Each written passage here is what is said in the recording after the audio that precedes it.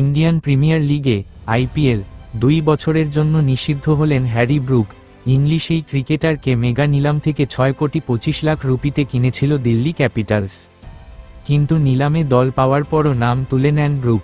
এই কারণেই শাস্তি পেতে হলো ব্রুককে। আইপিএলের এবারের আসরে তো খেলতে পারবেনই না, শাস্তি হিসেবে পরের আসরেও নিষিদ্ধ থাকছেন ব্রুক।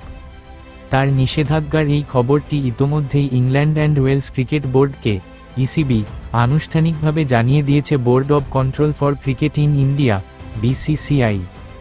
ইন্ডিয়া টুডেকে বিসিসিআই এর এক কর্মকর্তা বলেছেন, এবারের আইপিএল থেকে নাম সরিয়ে নিয়েছিল হ্যারি ব্রুক। পরের বারের আইপিএল থেকে নিষিদ্ধ করা হলো ইংলিশ ব্যাটারকে। পরের আইপিএলে খেলতে চাইলেও পারবেন না তিনি। আগেই বোর্ড থেকে এই নিয়ম ঘোষণা করা হয়েছিল। নিয়ম অনুযায়ী কোনো ক্রিকেটার যদি নিলামে দল পান এবং তারপর নিজেকে সরিয়ে নেন, তাহলে তাকে 2 আসরের জন্য নিষিদ্ধ করা হবে। এবার নিলামের আগে ব্রুককে ছেড়ে দেয় হায়দ্রাবাদ। নিলামে 6 কোটি 25 লক্ষ টাকায় ব্রুককে কেনে দিল্লি ক্যাপিটালস। কিন্তু দল পাবার পর ব্রুক জানিয়ে দেন যে খেলতে পারবেন না তিনি, তাই তাকে নিষিদ্ধ করেছে কর্তৃপক্ষ।